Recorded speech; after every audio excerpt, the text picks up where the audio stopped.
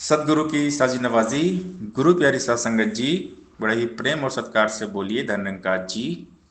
प्यारी साध संगत जी, आज का टॉपिक है प्रभु की महिमा प्रभु जाने, तेरी महिमा तू ही जाने। अपने वश की बात नहीं, कैसे गाऊं तेरी महिमा, मेरी तो औकात नहीं। कि हमारे पास कोई शक्ति नहीं है, कोई ताकत लियाकत नहीं है हमारी बुद्धि में, हमारी सोच समझ में, कि हम इस निरंकार दातार के बारे में हम महिमा गा पाए।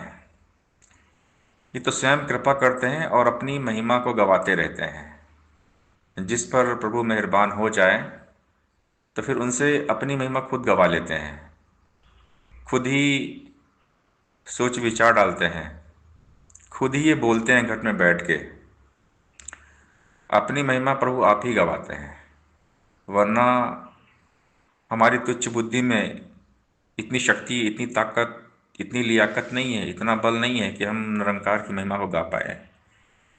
क्योंकि ये तो अनंत है। हरि अनंत हरि कथा अनंता, कहें सुने बहुविधि सब संता। ये तो इनफाइनाइट है, अनंत है। अब भला जो अनंत है इनके बारे में हम क्या सोचेंगे। क्योंकि मन की एक रेंज होती है, मन का एक एरिया होता है और मन केवल माया तक ही उड़ान भरेगा। अक्सर हमने एक कहावत सुनी है कि मुल्ला की दौड़ मस्जिद तक। तो ये मन की दौड़ केवल माया तक रहती है। बस ये माया जो जो दिखता है ना वहां तक जाता है, उसके आगे ये मन जा ही नहीं सकता है।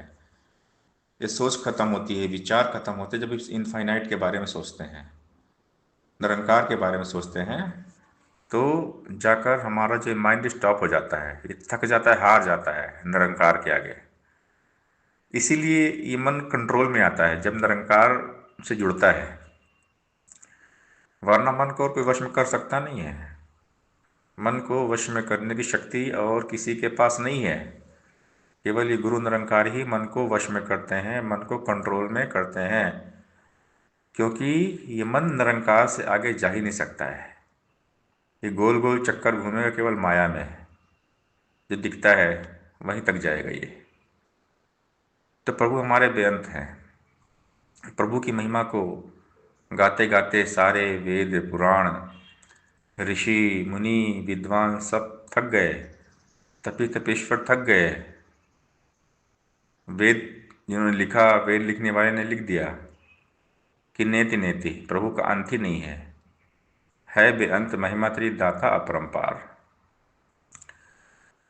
तो ये जब हम इनको याद करते हैं ना किसी भी तरह से, टूटी फूटी आवाज में, किसी तरह भी हम प्रभु को याद करेंगे ना, प्रभु हम हमारी भक्ति को कबूल कर लेते हैं। क्योंकि प्रभु तो भाव के भूखे हैं, बोले भाव मिले रघुराई। प्रभु को हमारा प्रेम चाहिए, प्रभु को हमारा भाव चाहिए, ये तो भाव के भूखे हैं। हम तोतली भाषा में भी उल्टा सीधा शब्द जोड़ के कुछ भी कैसे भी हम इनकी महिमा गाएं ना, ये प्रमाण कर लेते हैं, कबूल कर लेते हैं हमारी अरदास को, इबादत को। ये बहुत दयावान है। कैसे भी हम इनकी महिमा गाएं ना, ये कबूल करते हैं। उल्टा नाम जपत जग जाना, वाल्मीकि भय ब्रह्म समाना। अब वाल्मीकि जी, जब राम का नाम उन्हें दिया गया तो उनको राम कहना नहीं आता था। वो बोलते मरा मरा मरा, और मरा मरा कहते उनको राम बोलना आ गया। तो उल्टा नाम जपत जग जाना, वाल्मीकि में ब्रह्म समाना, हम ब्रह्म का रूप हो गए राम राम जपते। तो पहले वो मरा बोले, मरा बोलते बोलते उन्होंने राम बोलना शुरू कर दिया। तो राम नाम की महिमा भारी, कि उल्टा नाम जपते जपते ब्रह्म ऋषि हो गए, महर्षि हो गए। वाल्मीकि जी पूरी रामायण उन्होंने लिख दी। तो ये है राम नाम की महिमा, हरि की महिमा। कोई भी गाए, कैसा भी गाए, बीज जमीन में उल्टा पड़े सीधा पड़े, उसको उगना ही है, उगेगा वो।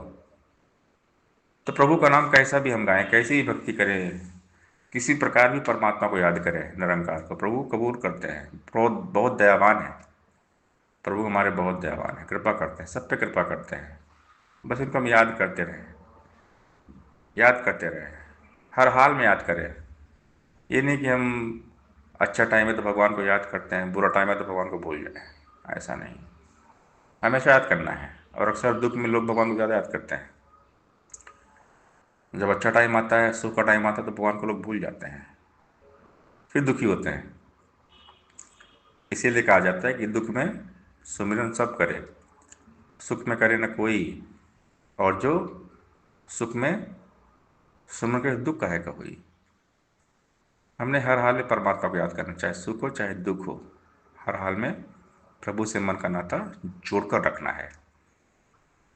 प्रभु की महिमा प्रभु ही जानते हैं, और किसी के वश की बात नहीं है। तो हम गाते रहें प्रभु की महिमा गाते रहें। सत्संगत जी प्यार से बोलिए धन्यवाद जी।